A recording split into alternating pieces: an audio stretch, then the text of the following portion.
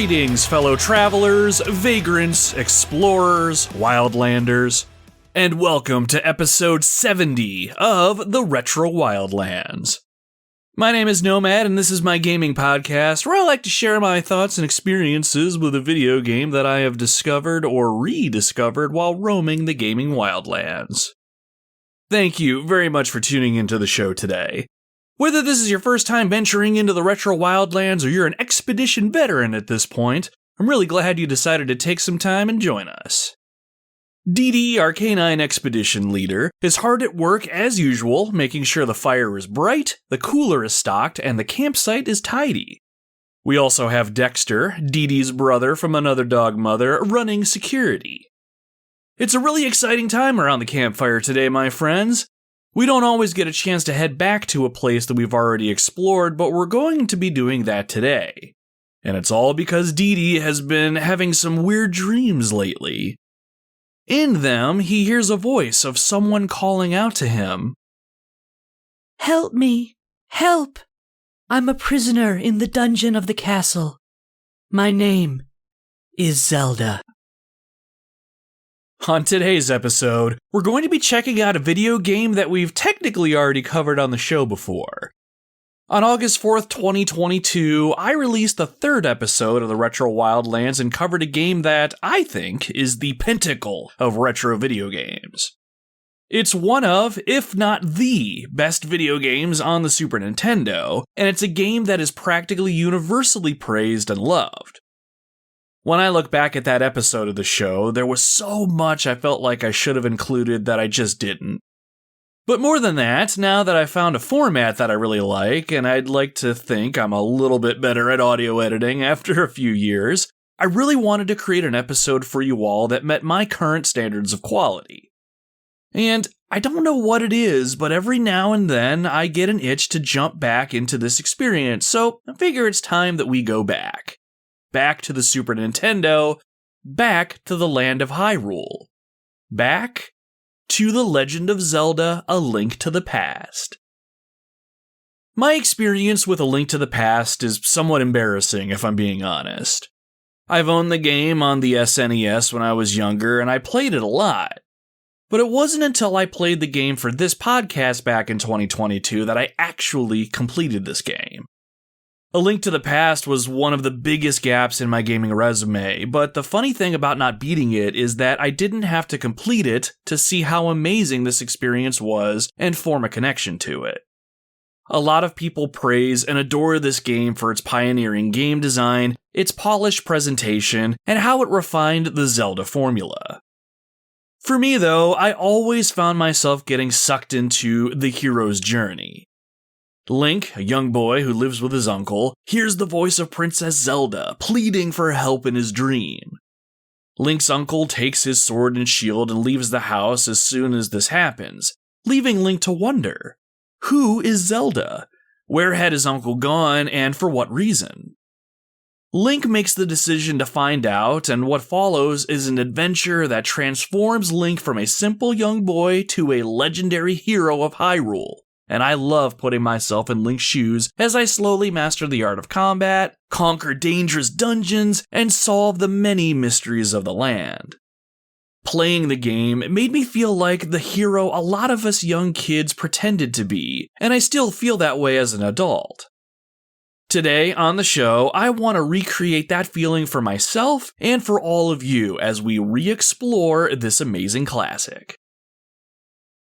Now, if you're new to the show, I like to kick things off first by chatting it up with you all and give everyone a peek behind the scenes here in the Retro Wildlands. Depending on what's on my mind, I like to share what's going on with the show itself, what games I might be playing, what projects I might be planning, what's going on in my personal life, or whatever else I feel like vomiting into this here microphone. I'll also take some time to read and respond to any comments I received about A Link to the Past from our Retro Wildlands social media pages in an effort to give the community a moment in the spotlight. Now, if none of that interests you and you're just here for the SNES Zelda experience, no worries, you can skip ahead, let's say about 25 to 30 minutes and you should get into the game talk. That's an estimate, of course, so what I always do is I'll put timestamps in the show notes so you can see exactly where you need to go if you don't want to stick around. But as always, I do encourage you to stick around. We're going to be talking a bit of video games, and your fellow Wildlanders will get a chance to sound off their thoughts to the rest of us. And I cannot think of a better way to get our expedition ready to seek out the pendants of courage, power, and wisdom before finally claiming the legendary Master Sword. So, without further ado, let's get into our opening segment that I like to call Campfire Catchup.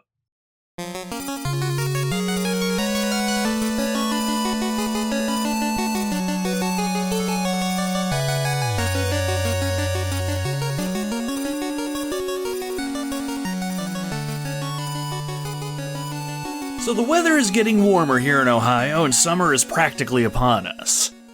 The year is more or less half over, and a lot of awesome things have happened. I will say things started off a little rough for me, mostly due to the day job, but when I take a step back and look at it all, there's a decent amount of good that's come out of the year so far. And I have to say, that is the key, dear listener. When you're feeling overwhelmed and you're staring down a ton of things to do or problems that need solving, don't forget to step back and take stock every once in a while. I continue to have a solid roof over my head, a job that keeps the bills paid, and a family I don't know how I deserve sometimes. 2 amazing canine companions that always lift me up when I'm feeling down, and plenty of video games to play. Speaking of the family and some of the great things that have happened this year, I have to take a moment to give a shout out to my stepson Landon. He just recently turned 18 and graduated high school, and I could not be more proud of him. That kid has a good head on his shoulders, and one of the things that I've been absolutely lucky to have experienced is his early years. When I was watching him walk down the aisle to get his diploma, I had flashbacks to when I got my own diploma back in 2003, which, goddamn, seems like forever ago. It was a pretty memorable occasion, obviously, but I remember being lucky to have my stepdad and my mom there. I knew they were proud of me, but I don't think I really appreciated what it was that they were feeling when I was up on that stage until I got the privilege to watch Landon do the same thing. It's been a privilege to be a part of this kid's life, and I am really excited to see where he goes from here. So Landon, if you happen to be listening to this one day, let me just say again that I am very, very proud of you, and I am very proud of the man that you're becoming. As far as other goings-on around here, I remain humbled anytime someone asks me to be part of their projects. I continue to be asked to appear on some other gaming podcasts, and most recently, I was a guest on What Are Your 3? A podcast hosted by Dan and Ray from the Channel 3 social media platform. Channel 3 is a fun space that I've been hanging out in recently that's found a way to gamify the social media experience, and their podcast has a member of their community come on and talk about 3 games of their choosing, with a few others sprinkled in for good measure. When I was asked to participate, I decided to focus on the games that really shaped me into the gamer that I am today, and that allowed me to really talk about some of the awesome memories surrounding them too. I had a blast, so if you're interested, check out What Are Your 3 on your favorite podcast app, or you can head on over to channel3.gg. I'll also be sure to post links in the show notes of this episode as well. A huge thank you again to Dan and Ray for having me on. I had a lot of fun. I also wanted to bring up my latest guest appearance on the Waffling Tailors podcast. I mentioned a few episodes back that I had the pleasure of being back on their show to talk about Metal Gear Solid 3: Snake Eater. I ended up meeting up with the gang twice, and the show itself was ultimately split into 4 episodes. The 4th and final episode dropped recently as of this recording, and I completely neglected to bring it up on our last episode, so I wanted to make sure I did that here. I had a really good time talking about Snake Eater again, and the conversation had a great balance of silly and wacky humor to serious and thoughtful discussion. If you're looking for another conversation about MGS3, I highly encourage you to check out the Waffling Tailors. Their website is wafflingtailors.rocks, or you can check them out on your favorite podcast app. and I'll absolutely make sure that I put links to them in the show notes as well. A huge thank you to Squidge for bringing me back on. It is always a fun and wacky time, my friend. As far as any other guest appearances, I don't really have anything lined up in the near future. I have committed to at least 2 more shows, but those won't be happening for a while yet. If you want to get notified when those episodes drop, or you just want to stay up on what it is that I have going on here in the Retro Wildlands, this is a great time to mention that you should follow us over on your favorite social media platform. The show has a presence on most of the major platforms, and you can find all of them in one place by checking out our link tree at linktr.ee/retrowildlands. Whether it's Facebook, Instagram, or Blue Sky, you're more than welcome to give us a follow if you're looking to stay informed, or you just want to add a little retro gaming spice to your timelines and feeds. The Retro Wildlands is also part of the SuperPod network of gaming podcasts, so you can check out the network and some of the other things that I've been up to over at superpodnetwork.com. I hope you consider giving us a follow. I always love meeting new people and having fun discussions about the things that we all enjoy, so head on over. I would love to have you. So beyond all of that, I have been keeping myself very busy with a few more games that I've been playing that I absolutely wanted to mention. First up, I went back and recompleted one of the best video games based on The Lord of the Rings, and that's Middle-earth: Shadow of Mordor. I don't even know why I went back to this game, to be completely honest with you all. I was just thumbing through the PlayStation Store, and at the time I happened to see the game posted at a substantial discount. I remember having a good time with this game back on the Xbox 360, but that was 8-9 years ago when I first played it. I downloaded it again on my PlayStation 5 without thinking about it, and then I dove headfirst back into the land of Mordor and had a great time once again.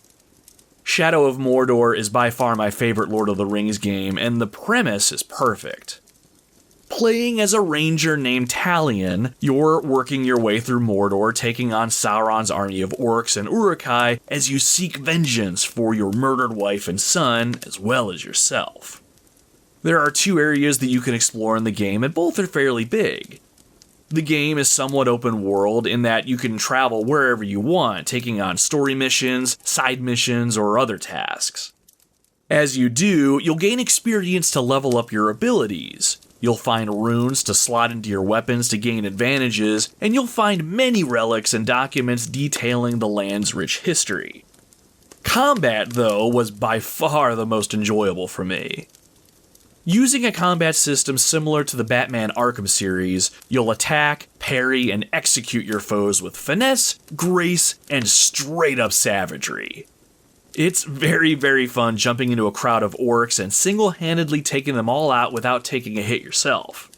And the execution animations are brutal as hell and really lend to the gritty nature of Mordor as a place and just the gritty nature of combat in general. The biggest thing Shadow of Mordor brings to the table is the Nemesis system. All throughout Mordor are orc captains and war chiefs that all have unique strengths and weaknesses, but also personalities and fighting styles. Each of the captains and war chiefs even have a name, and it'll be up to you to take these goons down as you cut your way through the ranks of Sauron's army. What makes it all unique is how orc captains and war chiefs will interact with you. They'll remember past battles, past defeats, and even when they've killed you. If an orc survives an encounter with you, it may rise up in rank, gain a new ability, and even start to develop a unique personality that's shaped by its experiences with you. It is a fantastic idea, one that can create real rivalries. I had a really good time going through this game again, and I was very happy to have completed it so I could add yet another platinum trophy to my digital gaming shelf. But once I finished this game, I finally decided to partake in a game that everyone is talking about right now, and for good reason. After conquering the land of Mordor, I decided to jump in and complete Clair Obscur Expedition 33. Now, I know I don't release podcast episodes as often as other shows do, and that's absolutely on me. But the delay between this episode and the last episode of the show is 110% the fault of Expedition 33. This game, in no uncertain terms, consumed my life for about 60 hours, and even after I finished it, I am still thinking about it, and I am already itching to go back to it. Expedition 33 is a turn-based role-playing game made by Sandfall Interactive. This game focuses on several characters who hail from Lumiere, a city that seems to be the last vestige of human life.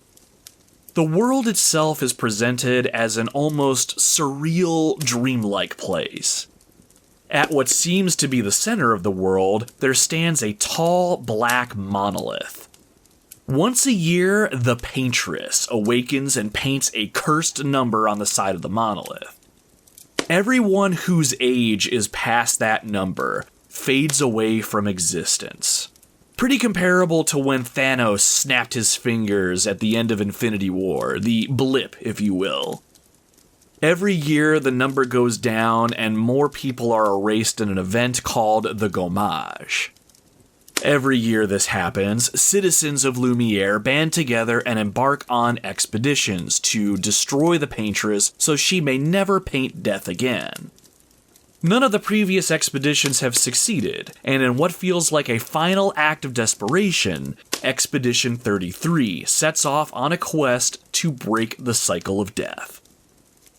There is so much I could say about this game, to a point where I've considered making a long-form video review or even its own podcast episode.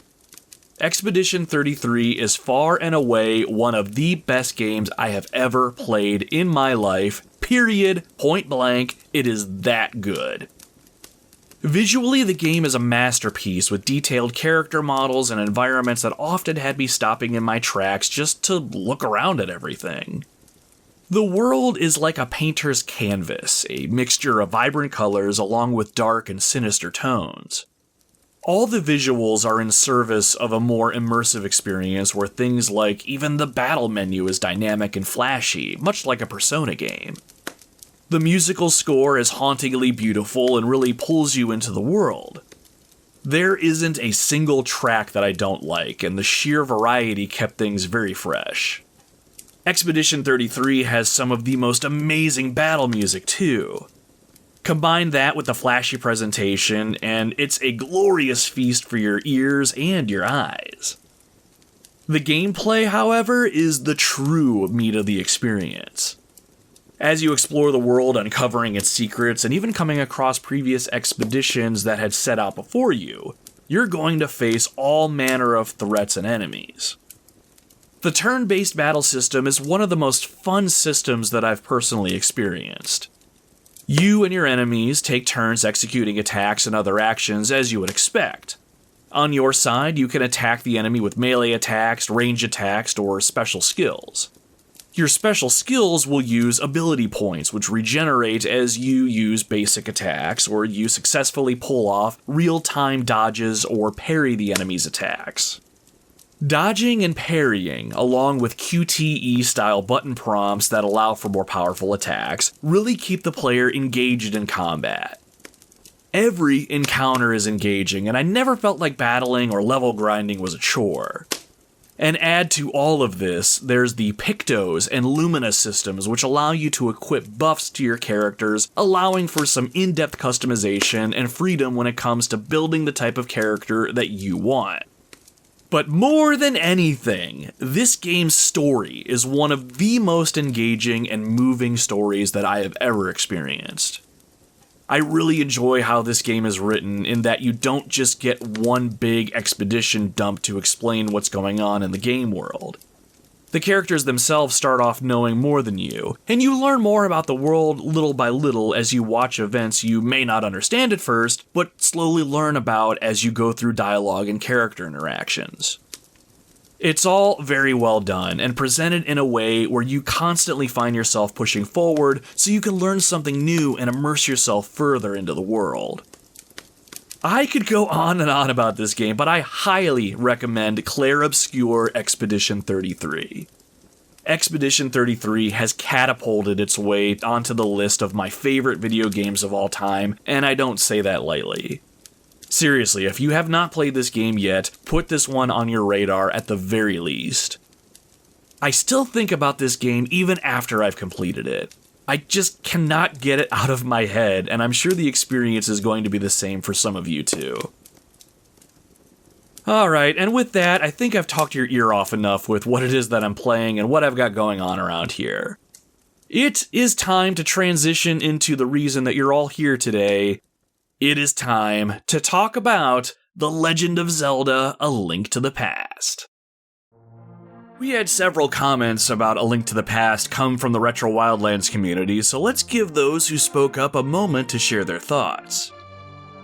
First up, we had Dan chime in on our Retro Wildlands Facebook page, who set the stage with only one word: GOAT. That means greatest of all time for all you old people out there, and don't worry, I am one of you.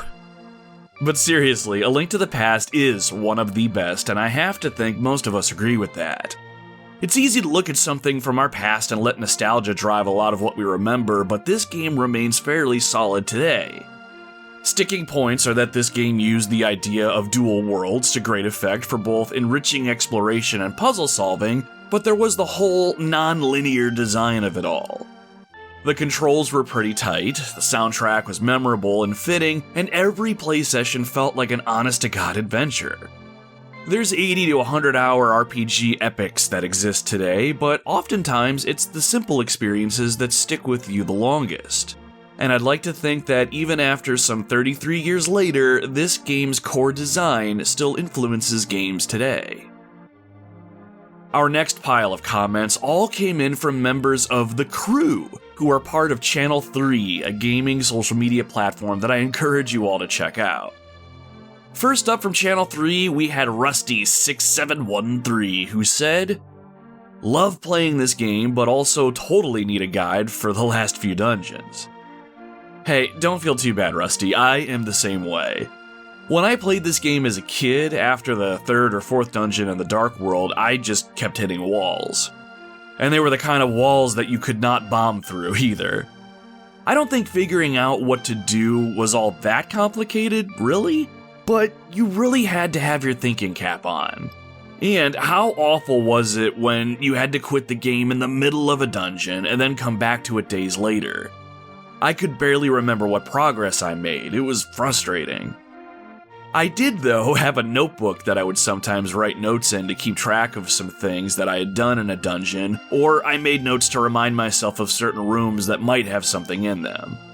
It didn't always help me out, but I'm with you. A lot of you Zelda veterans out there have to be thinkers, and oftentimes a thinker I am not. Next up, we have Zandamascus, who said, "The game that launched the randomizer scene. I still think it is the perfect rando game." It's funny, when I think about randomizing A Link to the Past, my primitive brain cannot wrap my head around how the game would work finding items out of order, but it does sound like an amazing time. And I'm sure it makes for some funny moments too. Like instead of getting the bug-catching net from that sick kid, maybe he hands you the Master Sword. I love the idea of randomizers, and passively I've looked into randomizers for the original Resident Evil games on the PlayStation. It's a great way to keep things fresh and play your favorite games in a new way. Super Metroid, Resident Evil, Super Mario 64, and Castlevania Symphony of the Night have randomizers, I'm pretty sure, so I may give one of those a try one day. You know, just to keep things fresh. Our next comment about A Link to the Past came in from JDS140, and they said, "We are on the same wavelength with this one, an all-time classic and for good reason. One of the few games I rarely, if ever, hear any negativity around.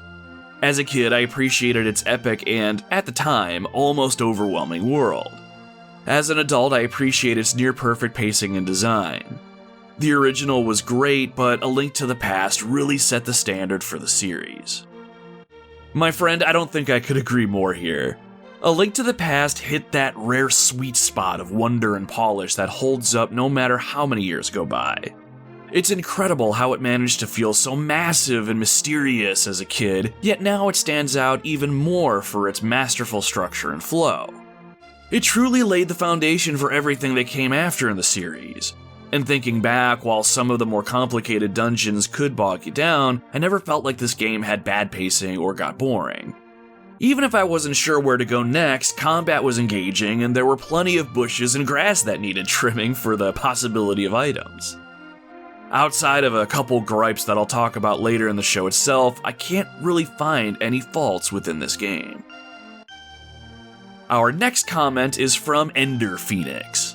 They said, I only recently played and beat this game using Nintendo Switch Online, and Instant Rewind made it tolerable. How did people beat this as a kid? Well, Ender, I have to assume it was all that free time kids had back in the day. That's the only reason I beat half the games that I did when I was growing up. Games back then, though, didn't hold your hand, and A Link to the Past definitely had its tough moments. Figuring things out with no hints was certainly part of the challenge. I'm sure many kids got together on the playground, though, to share what secrets they had found and what new items they came across. That said, beating it without modern tools as a kid felt like a real accomplishment, and probably why so many of us hold it in such high regard today. I'm glad you finally played through the game, though. This is a game anyone would be proud to have on their gaming resume. And our last comment came from Saturn Rogue. Here's what they had to say. The best fun I had with this game was cutting down the bushes and tall grass. But overall, I love this game. Ha, and I couldn't agree more, my friend. There's something so satisfying about slicing through rows and rows of bushes. No, actually, I take that back. What's more satisfying is using the Pegasus boots to dash forward with your sword out and cutting down a whole row of bushes or tall grass in one fell swoop. Oh yeah, it makes me get all tingly just thinking about it. And you know what makes it even better? Is when you find the occasional rupee. Oh yeah. Or no, even better than that, when you find a secret path or a hidden secret. Oh yeah, that's the stuff right there. A huge thank you to everyone who submitted their thoughts on A Link to the Past for the show today. If you want to get in on the action and have your comments read and responded to on the show, it's as simple as following the Retro Wildlands on your favorite social media platform. Or you can jump into the SuperPod Lounge Discord server where I lurk around in, or check out channel3.gg. When I'm working on the next podcast, I'll put a call out for comments, and all you need to do is respond to one of those posts. I'll have links to all of those places down in the show notes so you can see exactly where you need to go to partake in all the revelry. I never get tired of hearing people's thoughts and hearing some fun memories, so head on over if that sounds like something that you'd enjoy. Originally released on April 13th, 1992 in North America on the Super Nintendo Entertainment System, The Legend of Zelda: A Link to the Past is a video game that needs no introduction. Widely considered to be one of the best games of all time, A Link to the Past has found its way into the hearts of many gamers. Many people were captivated by the innovative gameplay and the striking visuals, and A Link to the Past laid the foundation for a lot of series staple concepts, such as parallel worlds to explore. The legendary Master Sword made its debut in this game as well, one of the coolest and most badass weapons in all of gaming. But for me, and I'd like to think for many of you listening who have experienced this game, A Link to the Past is more than flashy visuals and innovative gameplay design choices. It's a game that personifies the journey of becoming a hero, the sort of journey that we all dreamt about as kids. One stormy night, we hear a heavenly voice in our dreams, calling to us, pleading for help. While our uncle tells us not to leave the house as he himself leaves with a sword and shield in hand, we know we cannot sit idly by.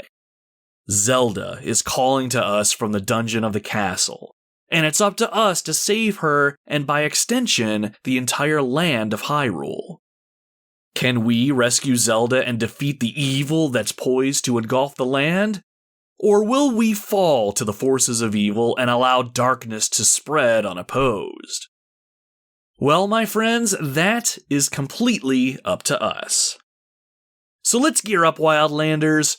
Grab your sword, your shield, and definitely take that sick kid's bug catching net. He is not going to need that for very much longer. This is the call to action that we've all yearned for as kids. With courage, wisdom, and power, it's time for us to take a stand against evil and become the heroes that we are meant to be.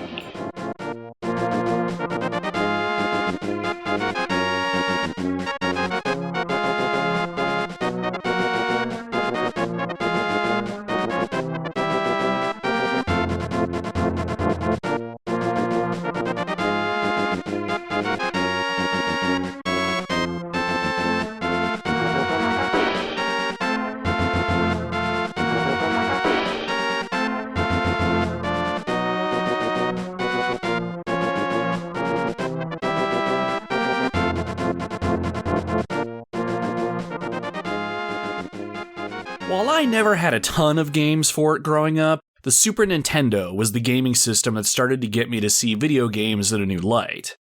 I'm not talking about improvements to graphics or anything like that. I'm talking about how games started to become more than just a way to pass the time. I often talk about the original PlayStation era as the time that I really, truly became a gamer in my mind, but I often don't talk much about how the SNES started to set the stage for that. While the system had games like Super Mario World and the always amazing Super Mario Kart, I really enjoyed games that found a way to really put me into the character that I was playing and helped immerse me in the game's world.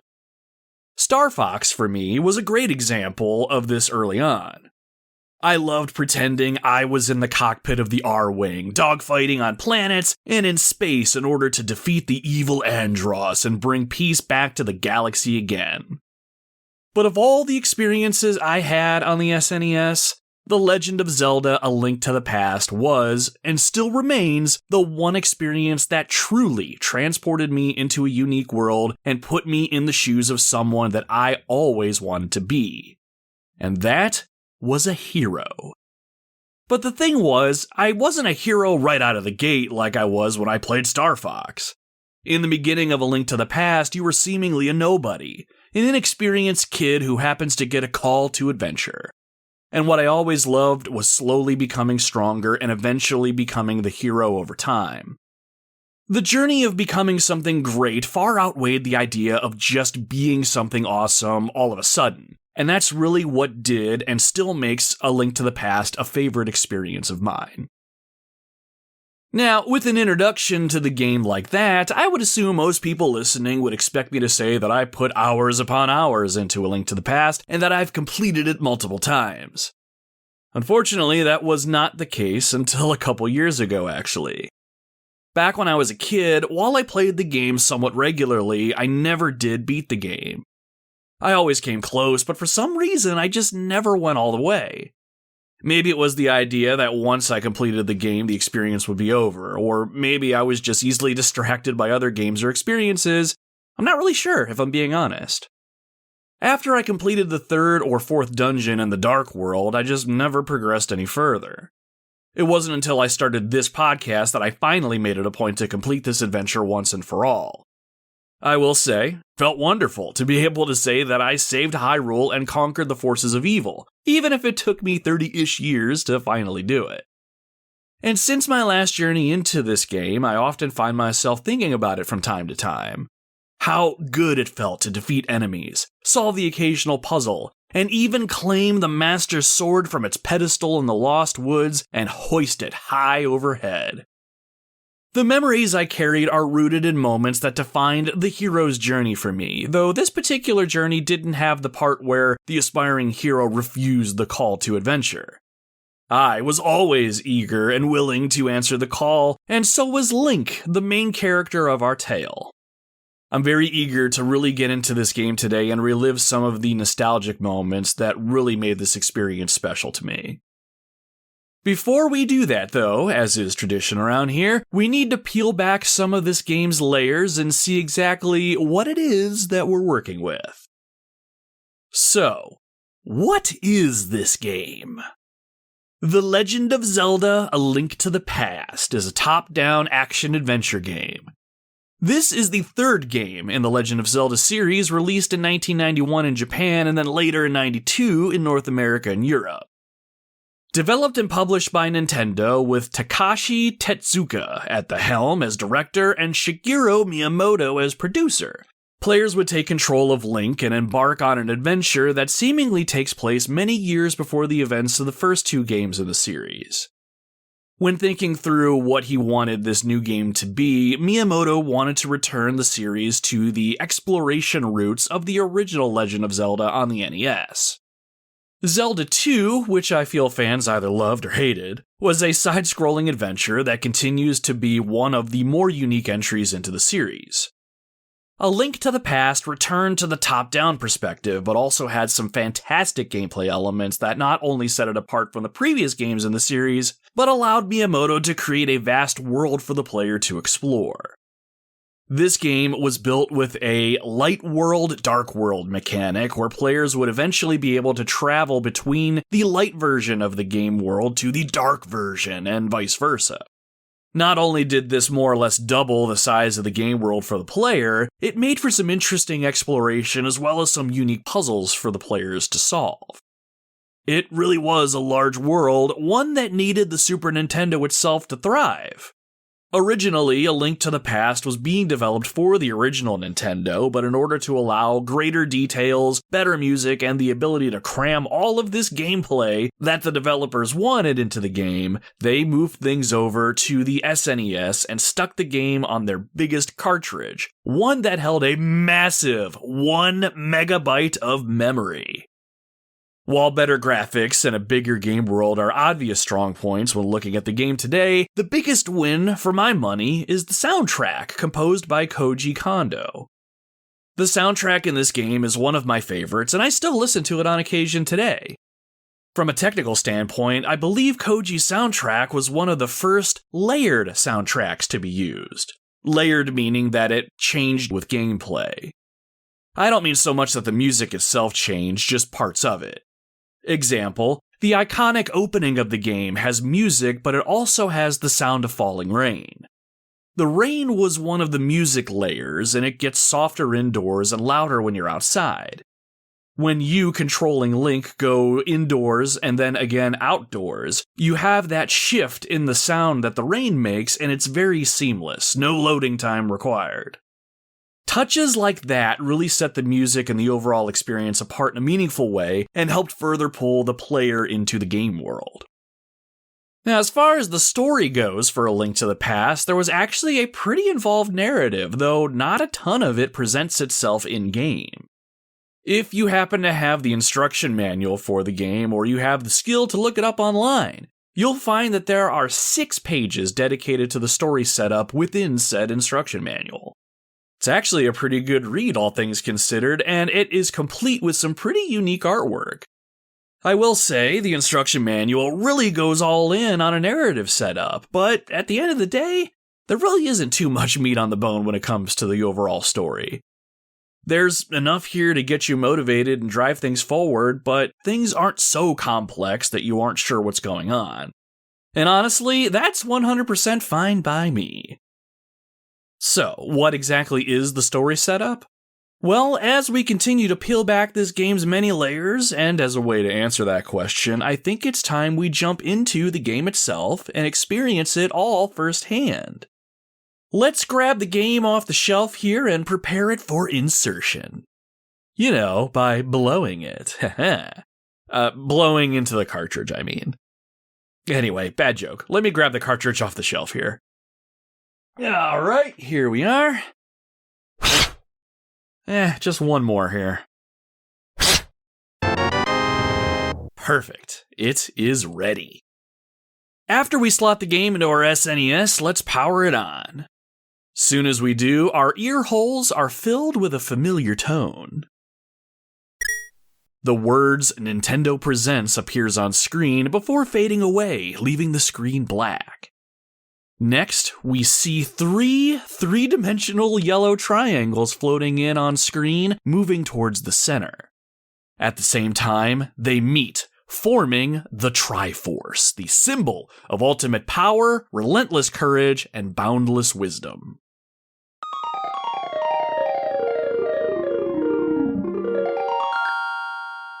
Once the Triforce is formed, the game's title screen appears in front.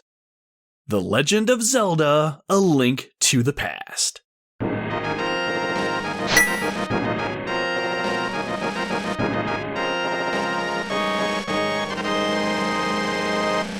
The background here shows what I always assumed to be Hyrule Castle on the right, as well as the lush green landscape of Hyrule itself in the background as well. A mountain range can be seen on the left, which draws your eyes up to the bright blue sky. There's some pretty cool video game title screens to be experienced, but I've often considered this one to be one of my favorites. If nothing else, the quick musical intro along with the shink of the Master Sword falling into the title was enough to get me in the mood for adventure. Now, before we press any buttons, hang tight for just a moment. The screen will fade to black and we'll be given a pretty good story introduction that'll set the stage for the adventure to come quite nicely. There we go. On screen, a gold and black background gives way to a line of text underneath a shot of a mountain range with the Triforce unmistakably depicted high up in the background. The narration reads, Long ago, in the beautiful kingdom of Hyrule surrounded by mountains and forests, many people aggressively sought to enter the hidden Golden Land. But no one ever returned. One day, evil power began to flow from the Golden Land.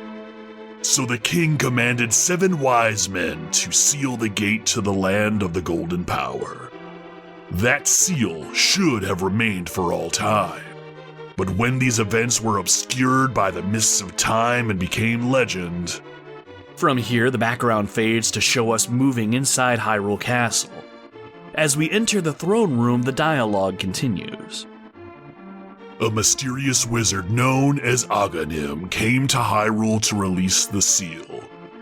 He eliminated the good king of Hyrule. Next, we're taken to a shot of the castle's dungeon. Castle guards are forcing a young woman away at sword point, and a man we can assume is Aghanim raises his hands high in triumph. Behind him in a prison cell, another woman looks on. Through evil magic, he began to make descendants of the 7 wise men vanish, one after another. Next, we're taken inside a sealed chamber within the castle. In the middle of the room lay the young woman being escorted out from a moment ago. On all sides of her are armed guards, watching as though they've been possessed by some sort of unspoken evil. Aghanim stands before the young woman and raises his hands high. Magic begins to build and pulsate from his hands. He then casts it towards the woman, and her body is surrounded by dark energy.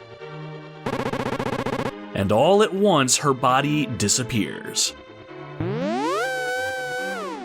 At this point, the narration finishes with a dark and sinister omen. And the time of destiny for Princess Zelda is drawing near. After the screen fades to black, we're taken back to the title screen. There seems to be a lot at stake here, so let's get this adventure underway, shall we? When you're ready, press the start button on your controller. We're taken to the Player Select screen, and on screen we'll see 3 player slots that we can choose from. The world of Hyrule is big, and the task of defeating evil won't be done in a single play session, so you have the ability to save your game in 3 save slots. If you're playing the game for the first time, all 3 save slots will be empty. Or, if you're like me before I ended up owning my own copy, you might have rented A Link to the Past, and maybe on your cartridge there would be slots used up from others on their own journeys. I do remember one time renting this game, and all 3 save slots were used. I didn't want to start my adventure in the shoes of somebody else, but I also didn't want to erase somebody else's game. But eventually I convinced myself to erase the file that looked like it wasn't too far into the game. It was not my proudest moment, but it had to be done. Eventually, when I rented the game again, my save file was gone, so I guess I got what was coming to me. Anyway, go ahead and select an empty save slot so we can get started. On the next screen, we can enter our name. Using your directional pad, use the cursor on screen to enter whatever name you want, so long as it's no longer than 6 characters. One cool thing that I never really appreciated as a kid is how the game will use whatever name you put in here in the actual game dialogue. You aren't just entering your name for the save file, you're giving the main character a name. It was always fun having characters refer to me by my name, and it was just another little thing that pulled me into the experience even just a little bit more. Nowadays, though, I do tend to just register the name of the actual character themselves. So, that said, for our purposes today, go ahead and enter Link as your name. And for the love of God, will you use proper casing here? And what I mean by that is a capital L, lowercase ink, please. I think one of my biggest real-world pet peeves is when people speak digitally in all caps. We don't need the character shouting our names, so use lowercase letters where it makes sense.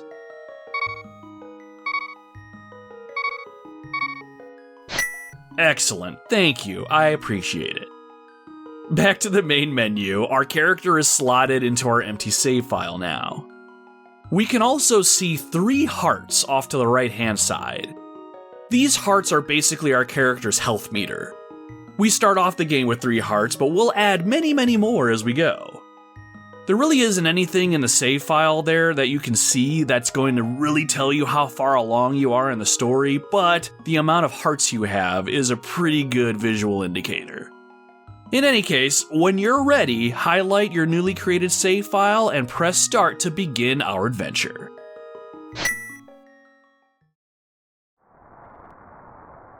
The game opens up with a top-down view into a house. Everything is a dark blue, and we can see a man sitting at a table to the right and someone sleeping in the bed to our left.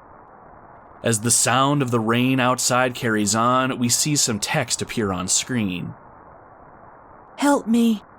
Please help me. Be sure to press your A button to move the text along here. There you go. I am a prisoner in the dungeon of the castle. My name is Zelda. The wizard Agamen has done something to the other missing girls. Now only I remain. Agamen has seized control of the castle and is now trying to open the 7 wise men's seal. I am in the dungeon of the castle. Please, help me. The person on the bed awakens, sits up, and light returns to the room. The man at the table turns to speak. Link, I'm going out for a while. I'll be back in the morning. Don't leave the house. With that, the man, with sword and shield in hand, gets up from the table and leaves the house via the front door. After a moment, we're able to take control of Link by pressing the directional button, and that makes him hop out of bed. It's a safe assumption that the man is either our family or our caretaker, and we should probably heed his advice.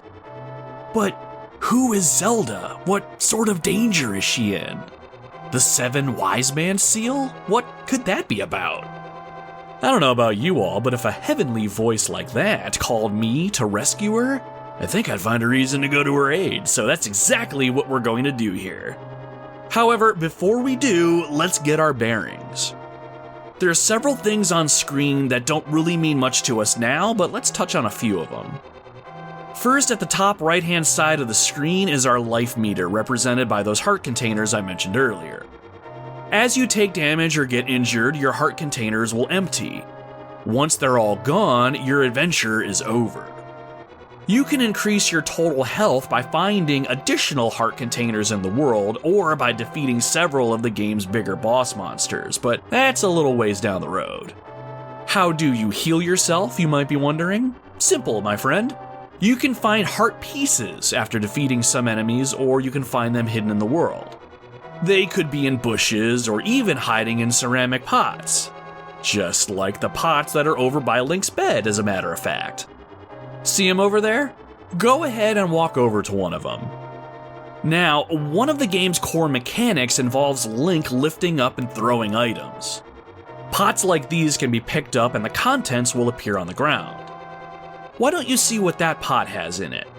Press the A button on your controller. Oh, would you look at that? There's a heart piece on the ground where the pot used to be. We're at full health, but you may as well pick it up. Nice. Now, you might be wondering, what do I do with this pot that Link has over his head? Well, simple. Press the A button again to toss that thing to the ground and watch it shatter. Now, I know one would think you could just put the pot back down on the floor, but that is not the way of the hero. You have to smash the pot or any other object you pick up. This is especially true if you find yourself in the home of other villagers too. And don't worry, they will have absolutely no problem with you doing this, and I am positive that this directive is written in Hyrule scripture somewhere. The villagers know that you are or will be the hero of Hyrule one day, so just take what you need and don't worry about the consequences of your actions towards others. So, speaking of, go ahead and get rid of that pot by throwing it against the far wall so you can get an idea of the distance. Heh, nice. It's worth mentioning that picking up objects isn't just for finding items. You can toss items at some enemies, and depending on what they are or how big the item is, you can do varying levels of damage. That said, shall we practice with the 2 remaining pots? I mean, they're just gonna sit there otherwise. I vote we get some practice in. Go ahead and grab that second pot and toss it up against the wall. Nice, good toss. Oh, and there's another heart piece. And you might as well grab and toss that last pot while we're at it. There you go, and take that last heart piece that appeared too. You know, for practice. Great! You are a pot throwing expert now. You can find plenty of items under pots and other objects, so be sure to grab and toss as many items as you can with reckless abandon as often as possible. Sometimes you might even find money. Rupees, which is the currency of Hyrule, can be found after defeating enemies or under objects. At the top of the screen there's several counters, and the one to the left keeps track of how many rupees you have. It's never a bad idea to have as much coin on you as possible, so be on the lookout. Alright, there's one more thing in the house that we need to check out before we move on. In the lower right hand corner by the table is a red and yellow treasure chest. Anytime you see one of these babies, regardless of where it is, a dungeon, a cave, a random person's house, make it a point to get to them and open them up. Once you do get to the chest, the act of opening them up is super easy. Just head over to it and press the A button. Ooh, neat! We got a lamp. Now we can light torches and see our way in darkness. The lamp marks the first of many items that we'll come across that'll be instrumental in our journey ahead. After grabbing the lamp, you'll notice the symbol for it appears in the little window at the top left-hand side of the screen. While you're going to be coming across many other equipable items, you can only have one equipped item at a time. Some items you can use as often as you need. Others will require magic power to use. For some reason, instead of using oil or some other fossil fuel, your lantern requires magic power to use. Magic power is a finite resource, which you can see using the meter to the far left. Our magic meter is empty right now, but if we come across any green bottles, that'll give us some magic power to use. For now though, the lamp is useless to us, but we'll keep it close regardless. That seems to be everything there is to see inside the house. I know we were told not to leave the house, but we can't sit by and do nothing, not after hearing Zelda's voice. And besides, we'd need the rest of the game to happen. Let's go ahead towards the front door at the bottom of the screen and head outside into the unknown. Outside our house, the rain is coming down hard. That's not gonna stop us though, so let's get moving. It's not exactly clear where we need to go, but we know Zelda is in the dungeon of the castle, meaning we're heading to Hyrule Castle. We'll eventually be corralled where we need to go, as there are castle guards posted up to block areas that we can't go through yet. Just like the pair at the bottom of the screen here. We can see 2 guards with shields posted up in front of a path leading south.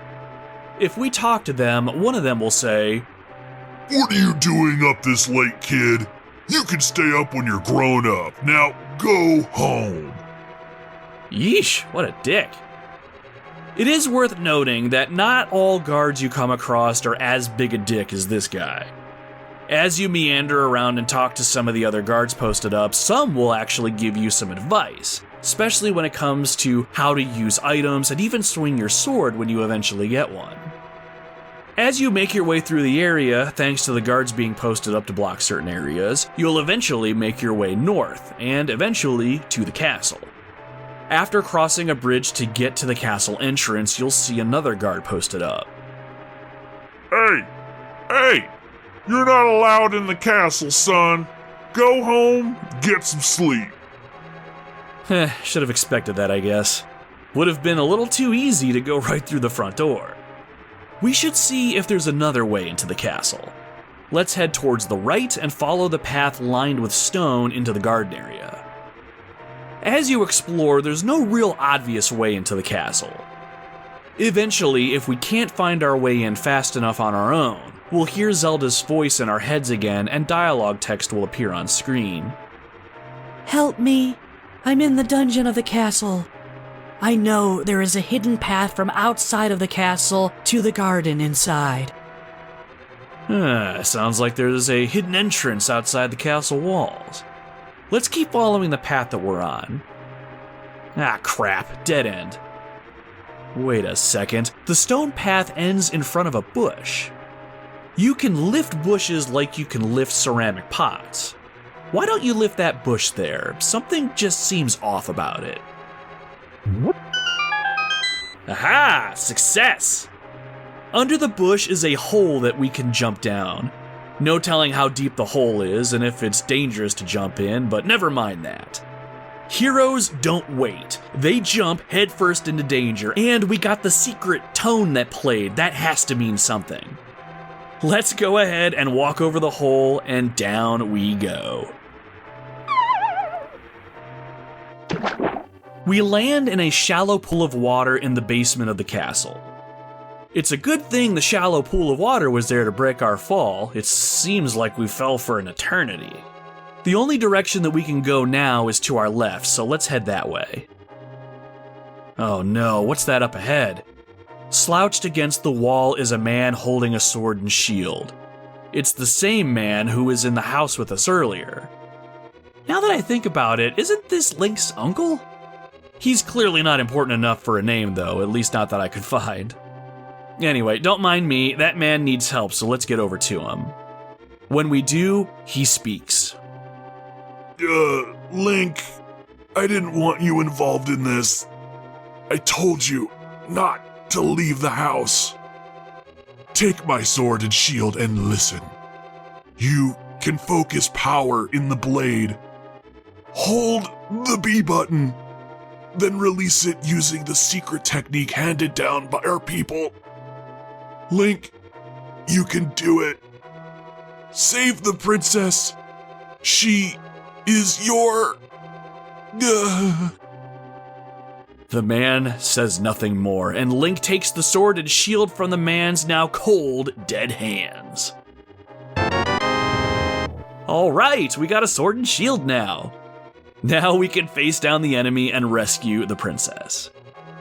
You know, I do remember having a few questions at this point when I played this game back when I was younger.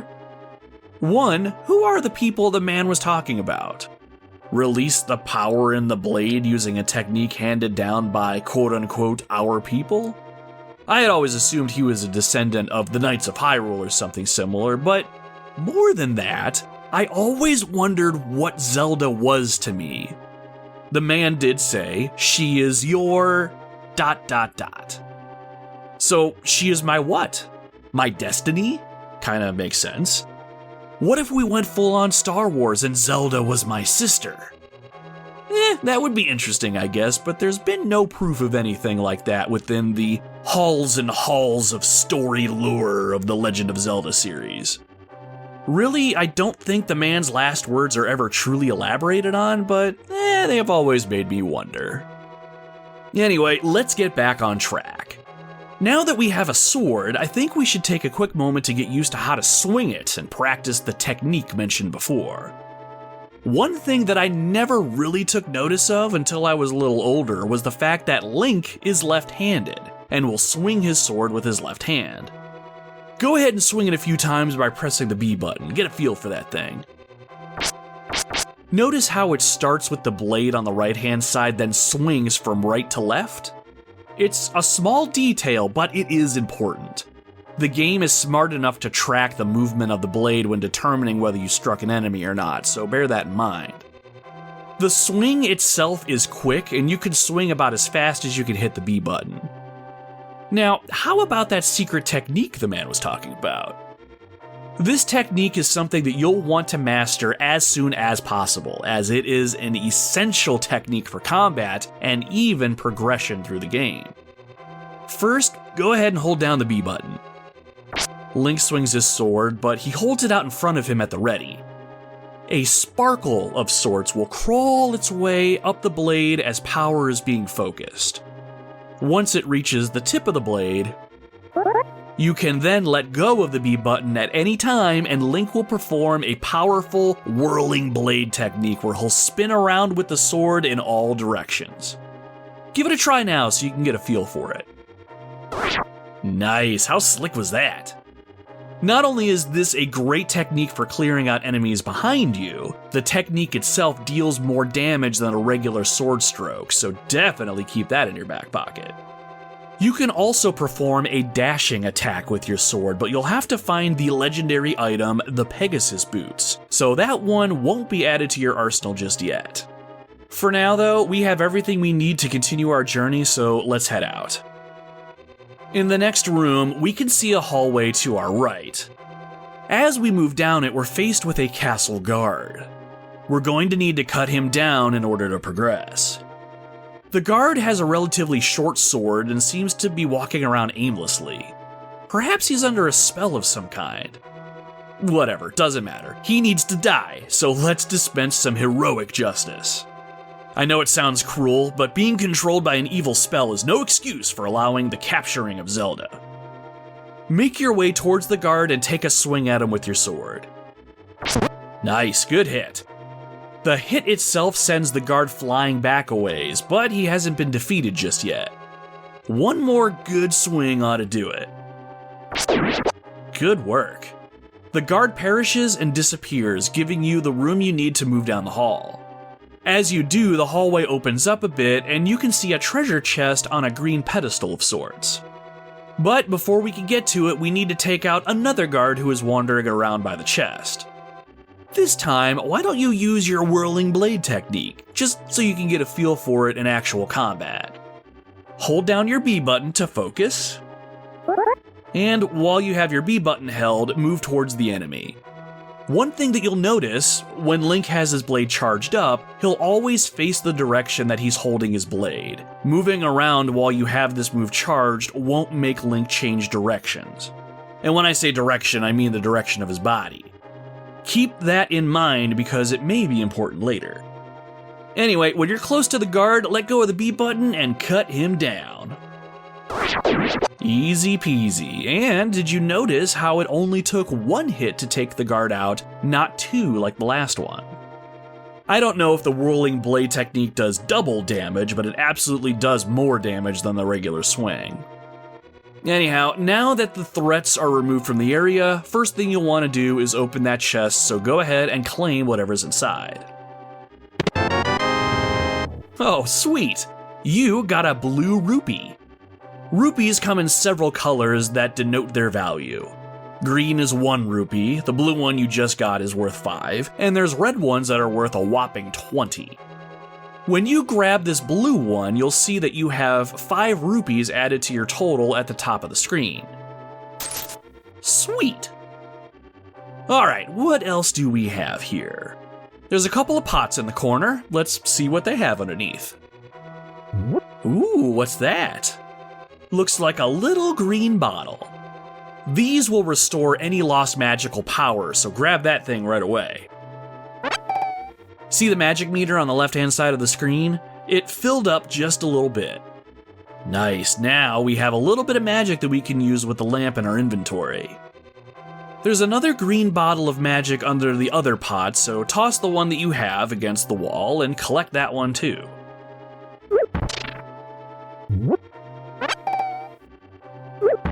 Excellent. Now, before we move on, there's a sort of silver square fixture on the floor to your left. I believe these are called braziers, and you can light a fire within them. Let's practice using our lamp on it. Go ahead and face the brazier and move next to it. Now, to use an equipped item, you'll want to press your Y button, so go ahead and do that. A fire lights in the brazier, and the room itself lights up a little bit as a result. Neat. The fire itself won't last forever though, but whenever you do see these and you have some magic to spare, give yourself a little light, it'll make things much easier. There's even some puzzles and secrets to discover with regards to lighting braziers, so don't be afraid to light some fires whenever you get the chance. Alright hero, ready to move on? We still have a princess to rescue. Let's head back the way we came and out the door. We're back outside again, but this time we're within the castle walls. In front of us there are a couple of bushes blocking our path. We can certainly lift them up and toss them aside, but that's no fun, especially now that we have our sword. Our sword may be designed for felling foes and upholding our honor, but man, does it make a good gardening tool. One swing and the bush will be history, so why don't you clear a path? There you go, easy as that, and wasn't that just oh so satisfying too? Oh wait, what is this? The second bush you cut down had a rupee hidden in it. Definitely grab that. The moment I discovered that bushes could hide things, especially money, I spent way too much of my time cutting down bushes in hopes that I would collect a small fortune. And look here, there's rows and rows of bushes in front of us just waiting to be cut down. Who knows what secrets they might hold? Ah, there's another rupee.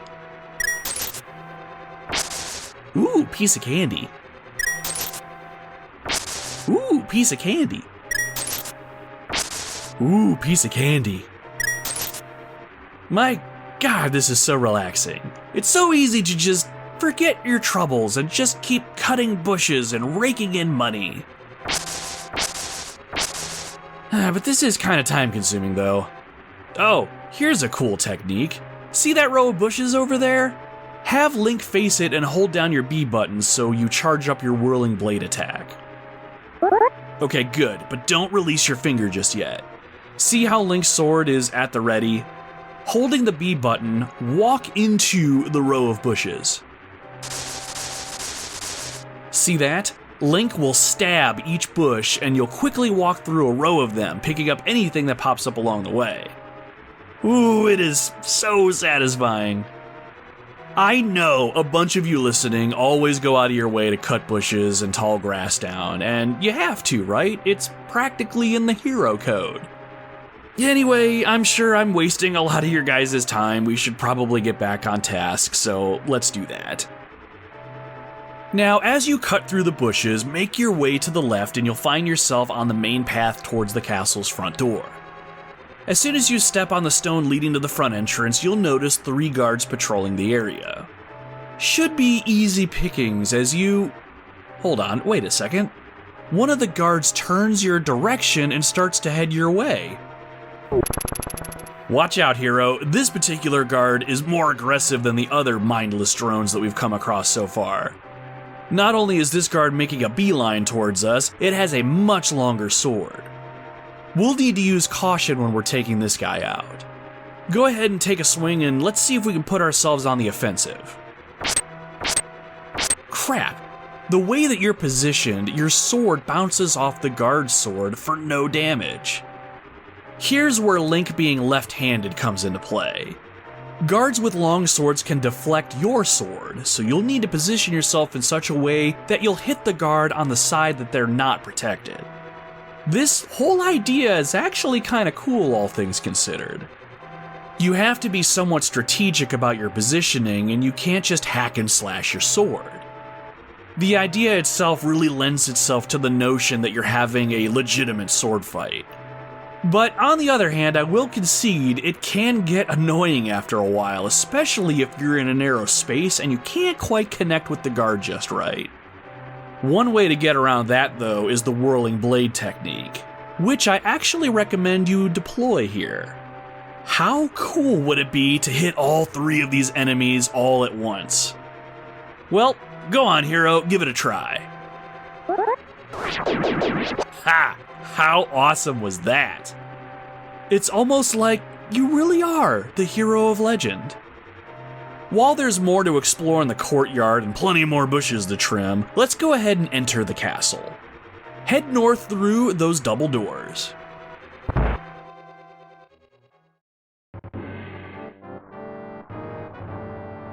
Alright, we're inside the castle. Time to find the princess.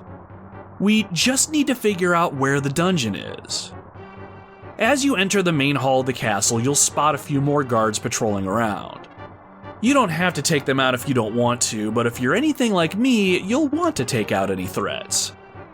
Be warned though that enemies can and do respawn, so striking enemies down will only give you a little breathing room for a short time. Sometimes you may have to fight if the passageway you're navigating is narrow.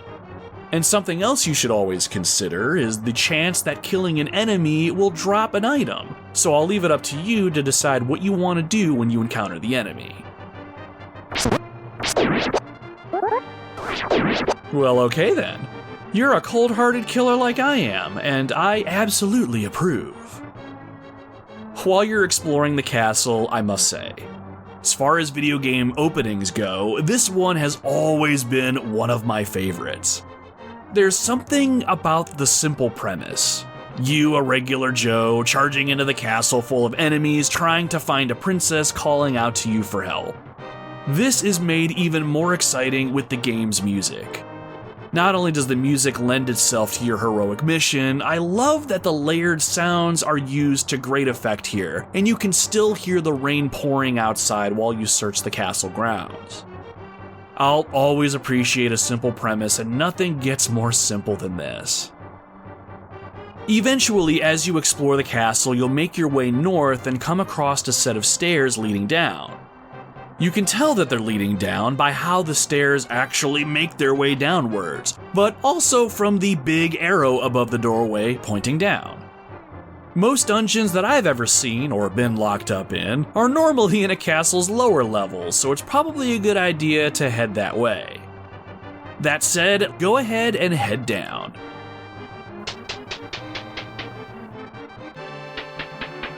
As we go deeper, the sound of the rain fades away. We find ourselves in a small room with a statue and a treasure chest in the middle, but there's also a guard in here who sees us and makes his way towards us. The guard is blue in color though, so be careful. Why does that matter, you might be wondering? Well, in most retro video games, enemies of different colors than the ones that you've come across already are generally stronger. That's a little technique called palette swapping. While the blue guard behaves about the same as the green ones, the blue guard takes more hits to put down. We're going to want to check that treasure chest too, so let's be sure to put this guy down. Good stuff. Oh, look there, he dropped something. Ooh, a key. No doubt that we'll have need of that. Make sure that you walk over it to grab it. Dungeons like the one that we're in now will often have locked doors. To unlock them, you'll need a key. Little keys like the one that you just grabbed are single use, so when you use it, it will disappear. However, the door that you unlocked will stay unlocked. There's also locked doors with big locks on them, and those require a dungeon's big key. You'll recognize the dungeon's big key the moment you see it, don't worry. Moving on, now that there are no more threats in this room, go ahead and pilfer that treasure chest. Oh, cool! You got the map! You can use it to see your current position and the rest of the dungeon. You can check your map by pressing the X button and see the layout of the dungeon now. Most of the time, I never really needed to consult the map, but it is certainly helpful, especially as you get further into the game and the dungeons get more complicated. After collecting the map, it's time to keep pushing forward. The door leading out of the room is locked, so it's a good thing we did defeat that guard and get his key. Walk up to the door to automatically unlock it, and away we go. The next room is pretty wide open and it has some verticality to it. In front of you is a set of stairs leading to an area below with a single blue guard. If you want to be dramatic, maybe even heroic, you can actually hop down off the ledge to the ground below by holding down the directional pad. It's a neat little addition, and for what it's worth, I rather enjoy the verticality to some of the areas. The graphics in A Link to the Past are already pretty crisp, but the developers really took advantage of the SNES hardware to make areas look good and allow for some 3D-ish visuals. Oh, and by the way, you'll want to take note of the bottomless pit to the right side of the area below. You can absolutely fall into that pit, and while it doesn't kill you outright, you'll suffer one whole heart's worth of damage, so tread lightly. However, worth noting is that you can hit enemies and make them fall into the pit. You won't get any items from the enemy, but it can be a life-saving maneuver, especially against stronger enemies. Oh, you know what we should do here? I always love jumping off the ledge to the area below with a charged up whirling blade attack and unleashing it as soon as I landed so I could hit the guard and watch him fly into the bottomless pit. We should do that now, it'll be fun!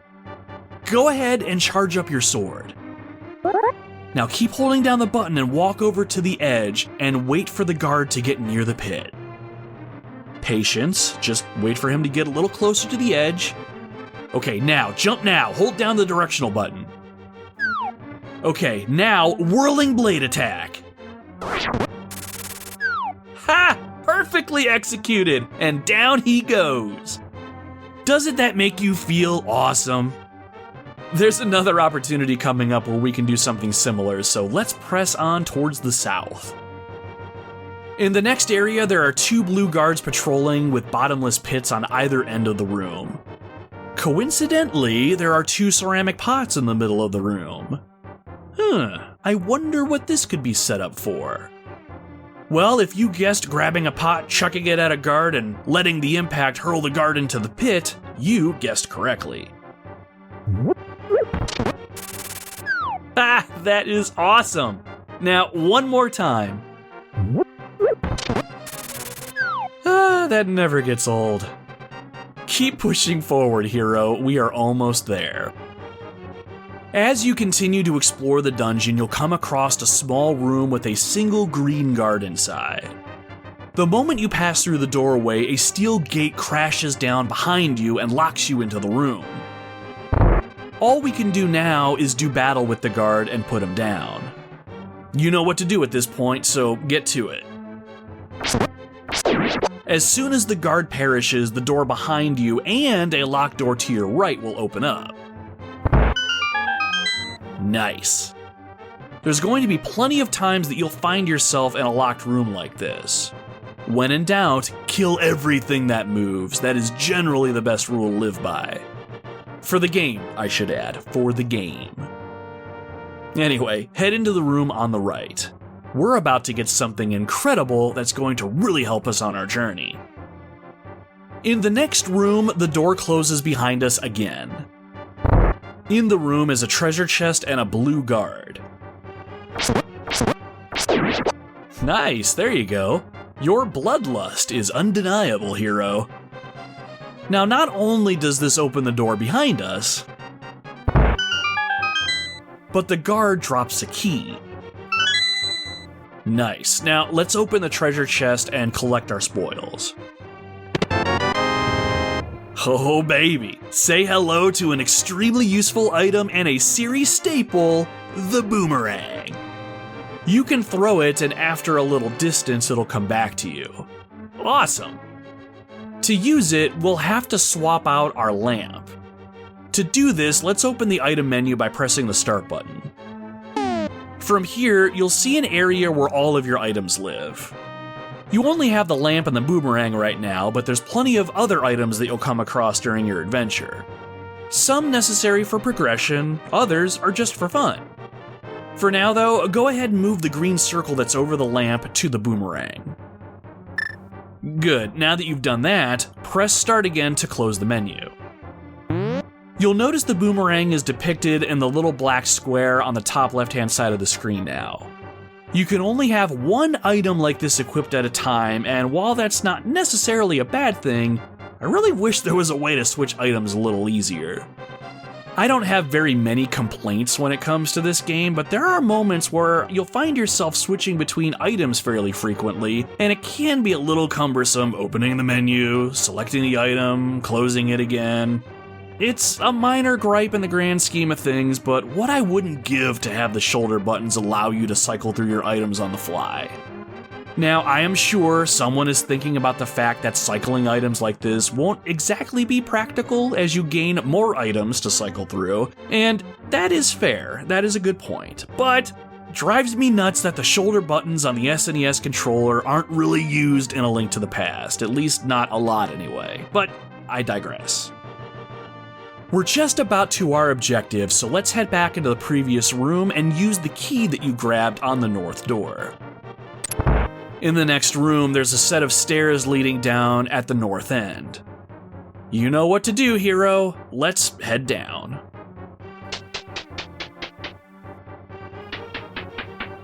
We're on floor B2 now, and all that's here is another set of stairs down. We have to be getting close, I can feel it.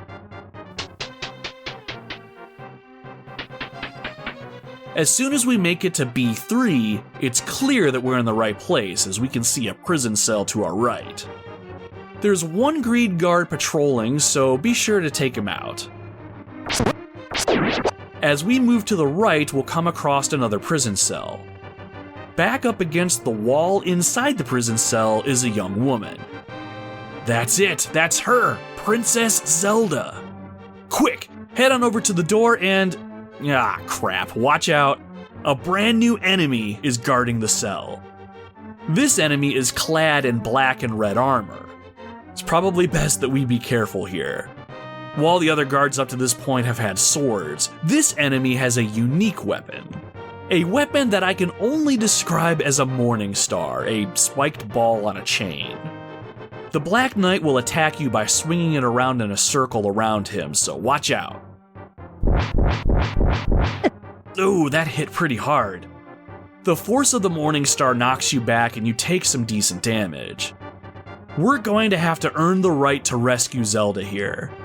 Now, put the fact that she's watching you out of your mind and focus. There's a couple ways that you can take this fight on. You can either bait the knight into swinging at you, and then once he does, run forward and slice him with your sword, or you can use the pots in the prison cell that we just passed and toss a few at him from a distance. What's that? You want to take him out with your sword the old-fashioned way? Sure, that's fine. Just make sure that you're timing your swings just right, and you're doing what you can to avoid that Morning Star. Okay, go, now! Nice, there you go. Okay, back up now. Nice, okay. Again. Excellent, okay, keep it up. Do not screw up your timing. Damn it, you're hit again, and now you're only down to 1 heart. We know this by looking at the top of the screen, but also because you've triggered the low health alarm that goes off and keeps going off while your health is low. I hate the low health alarm in this game. It is just so annoying. This is the other thing that I cannot stand about this game, or any game for that matter. While I appreciate some sort of audio cue to let me know that I'm near death, all it needs to be is something quick and that's the end of it. Like in Star Fox, for instance. When you run low on health, you get a warning alarm that goes off one time. If you're really low on health, you get another one-time alarm, slightly more urgent, but it gets the point across without being overbearing. Speaking of, I can't take this health indicator alarm thing anymore. Head back to the first prison cell that we just passed because I'm pretty sure there's hearts in there under the pots. Oh, perfect. Quick, grab that heart and end this misery for me. Oh yeah, that's so much better. Okay, it's time we finish the fight and free the princess. Why don't you take that pot and introduce it to the Black Knight's face, will ya? Nice hit, but he's still coming for you. You can go back and grab another pot, but I have a better idea. Why don't you use that boomerang? While you can do damage to some enemies with the boomerang can also stun some enemies. Since the Black Knight likes to frequently swing its Morning Star around and gives you little room to attack, I vote we stun him so we can get in close. The boomerang doesn't have the best range to start with, so get a little closer. Closer. Okay, now throw it. Bullseye! The knight stops frozen in their tracks, and now you can get in there and finish the job. Yeah, take that, you heathen! As the night expires, he drops the dungeon's big key. This is the master key of the dungeon. It can open up many locks that the small keys cannot. The big key is generally the one that you'll need to open the way to the dungeon's final boss or open up the dungeon's big treasure chest, but in our case, it's what we need to open up Zelda's cell. That said, get in there, hero.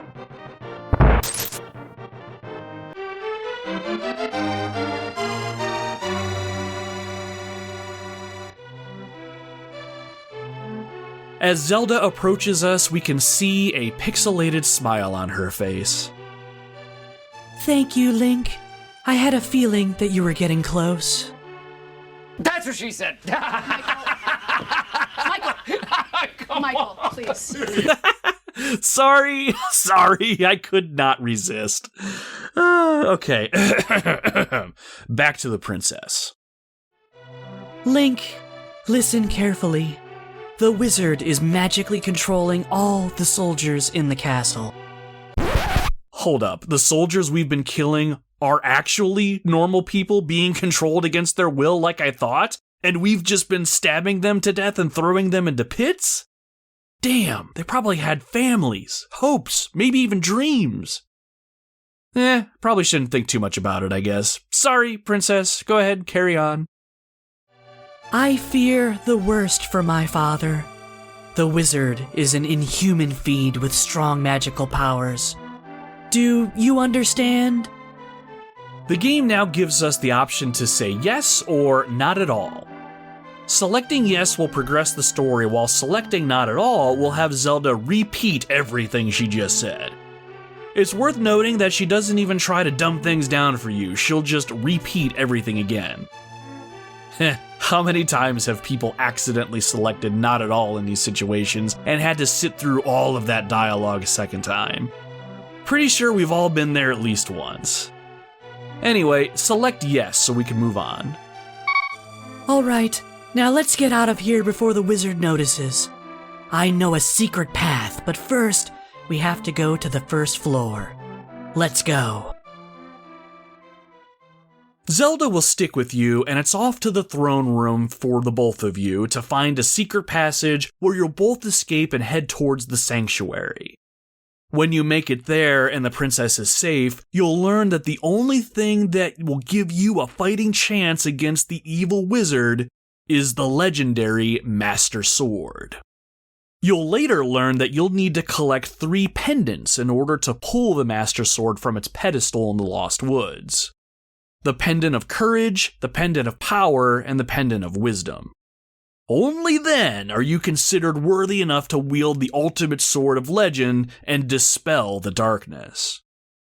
From here, the game gives you back control, and it's on you to conquer the dungeons while exploring the land of Hyrule. In essence, this is where the game truly begins. There's so much to touch on in this game that it's impossible to cover everything in one sitting. The beauty of this experience is exploring the land, coming across towns and caves, and uncovering secrets and new items as you make your way through each dungeon. Each dungeon is its own experience, requiring you to continually build upon your skills and think creatively about how you want to go about conquering them.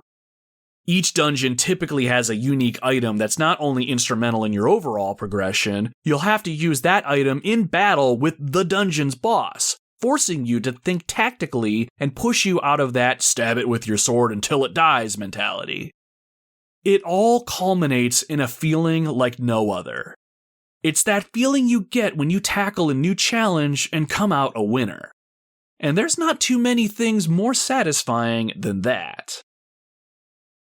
With all of that having been said, I have decided to do something I have not done with the podcast yet. And that is to have multiple shows on a single game.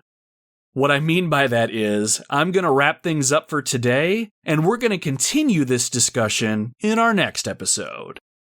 There's so much more that I want to talk about with regards to this game that I'm afraid of how long the show itself will actually be when it's all said and done and edited. So, with that, we're going to wrap it up here for today. We have so much more ahead of us on our journeys, my friends. The princess may be safe for now, but evil still presides over the land.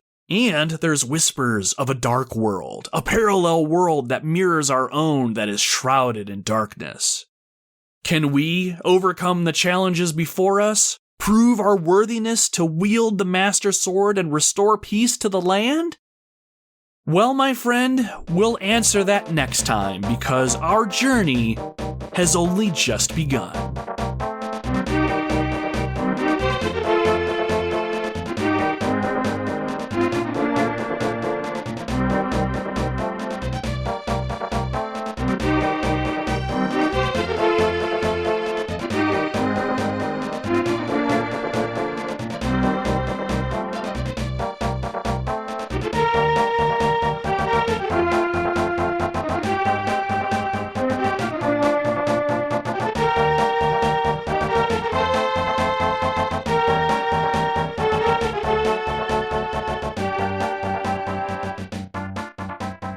And with that, our journey into the land of Hyrule comes to an end.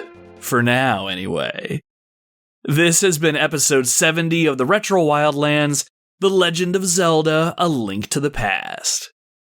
Thank you all very much for tuning into the show today.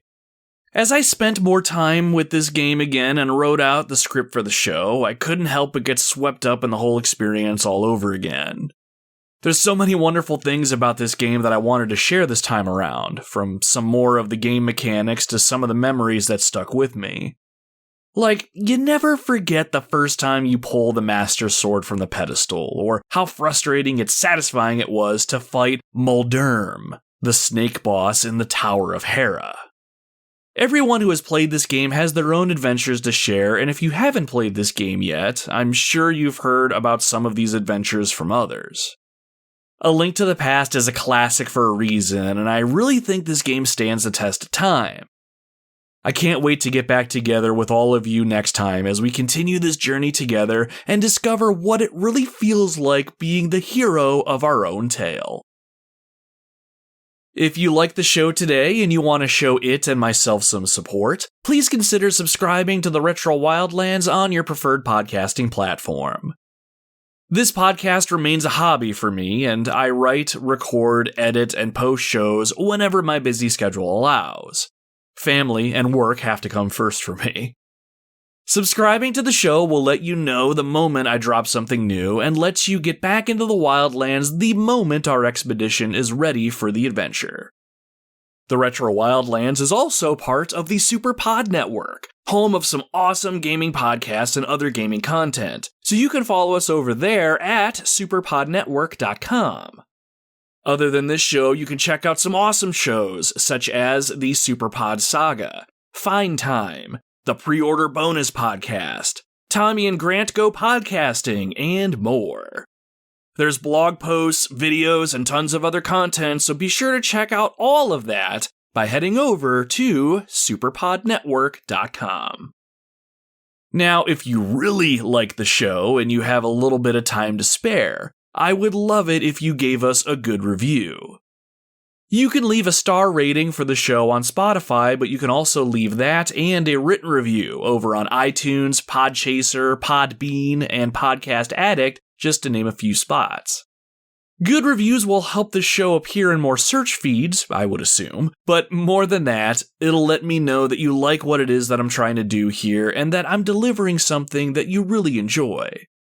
But, like I say every episode, you are under no obligation to do any of this. Just the fact that you're listening to my show right now is much more than I could have ever asked for, so, above all else, thank you for being here. So, what's coming up next? We're going to continue our adventure in Hyrule as we explore more of The Legend of Zelda: A Link to the Past.